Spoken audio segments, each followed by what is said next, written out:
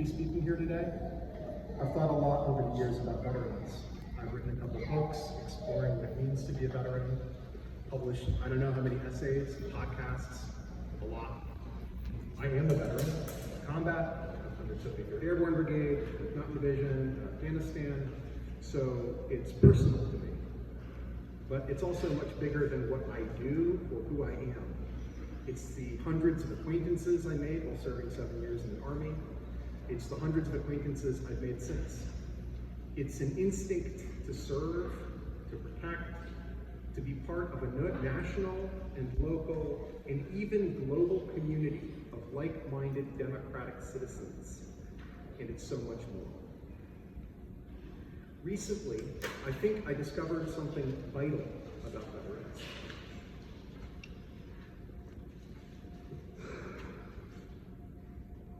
Is this better? Yes. We good? Sorry. Well, that was just the intro anyway. Nobody needed it. Recently, I think I discovered something vital about veterans. This is, I think, a truth, which is to say, a thing that exists more or less consistently in different contexts, testable in different times and nations, and you can get the same result. It's a truth I discovered while reporting in Ukraine between 2015 and 2017, and was able to confirm with my own eyes in 2022. It's a truth that helps explain why the United States of America exists, how it came to win its independence from the British Empire, and why the USA remains one of the safest and most essentially stable countries in the world. To explain, I want to return to Ukraine in February-March of 2014, when Russia invaded and annexed Crimea. At that point, Ukraine's military consisted of between 60,000 and 125,000 troops on paper, depending on the paper that you read, and had 800 tanks on the same paper and around 100 planes. On paper, it was not an unimpressive force. In fact, it was barely a military at all, looted and plundered by Russian oligarchs and pro-Russian politicians, such as its corrupt and inept president, Viktor Yanukovych.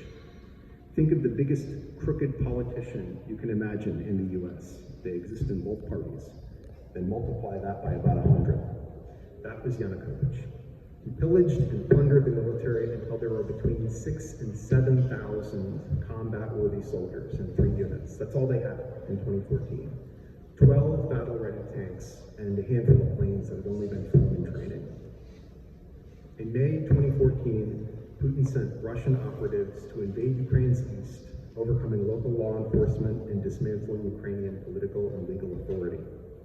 Ukraine's military was in better shape by then. They'd conscripted up to about 40,000 soldiers, but its structural and equipment shortcomings had barely been addressed, and it could only depend on those 3 units. Ukraine hurried to train and equip soldiers to push the Russian invasion back as the Russian forces stormed westward.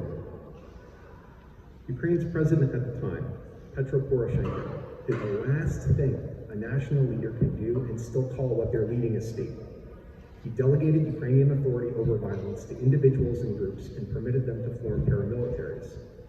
Tens of thousands of volunteers, thousands of whom were veterans of the Red Army, many of whom were veterans of the USSR's occupation of Afghanistan, called in Ukraine Afghancy, answered the call. In June, while the military was organizing and getting its bearings, these volunteer units of veterans started heading east to fight the Russians. All told, there were about 50 volunteer units, composed of men and women, and all different sizes and ideologies, moderates, leftists, right-wing reactionaries. These units checked Russia's invasion. When Ukraine's military joined the fighting, the combined force hurled Russia's units back almost to the border. By July, Ukraine's military had regained the initiative and was on its way to taking full control of its territory. Then, over July and August, Russia began sending active duty units into Ukraine to secure the territory it had won. After 3 stinging defeats and under pressure from Europe and the US to negotiate a ceasefire, Ukraine signed the Minsk agreements in February of 2015. I arrived shortly thereafter. The reason I'm talking about all of this is that Ukraine's veterans played a key role in helping their nation hang on to its sovereignty in 2014. I don't know how well that's understood here, but it's very well understood there. Many of those veterans, most of the combat veterans, had served in Afghanistan during the USSR. I met them. We'd served in some of the same places. They understood the stakes, and they chose to risk death or injury rather than be subjected to tyranny and totalitarianism, or worse. Ultimately, over 100,000 soldiers and volunteers had a direct part in resisting Russia during its first invasion between 2014 and 2015. That's important to know and recognize. What's far more important is that today, the veterans of that initial invasion form the core of one of the most competently led militaries fielded today in the world. The Ukrainian military that has almost 900,000 soldiers in their arms. Ukraine's senior leadership are veterans of the war. Its mid-level leadership at a commissioned and non-commissioned level are veterans of the war. And most crucially, citizens who were veterans of that earlier war immediately volunteered to join the struggle and help Ukraine according to their capabilities. So the veterans of Afghanistan and the Red Army saved Ukraine in 2014. The veterans of that 2014 war are saving Ukraine in 2022. Our war for independence was prosecuted as successfully as it was in the 18th century because of capable and competent citizen soldiers and leaders who fought for Great Britain in what was called the French-Indian War, probably ought to be renamed a decade earlier. Veterans of the Revolutionary War helped the U.S. grow its military quickly in 1812. Veterans of the Mexican-American War played huge roles in both the Confederate and Union militaries during the Civil War. In fact, there are no successful wars in which the U.S. or probably any nation has fought that did not depend on veterans of other earlier wars in its ranks and as enthusiastic veteran volunteers. We are a peaceful nation, and it's popular and convenient to discuss what veterans have to offer a peaceful society, as citizens, as employees, as entrepreneurs, as political leaders. This is unquestionably true. But in our safe, secure, and privileged position, Americans have, I believe, forgotten how to account for war as a possibility.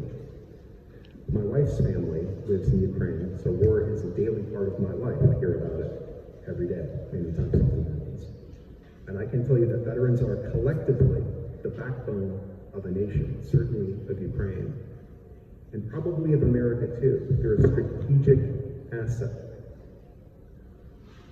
We owe our veterans a debt of gratitude, not only for what they did in the military, but for what they could do if the nation ever needs them again for defense.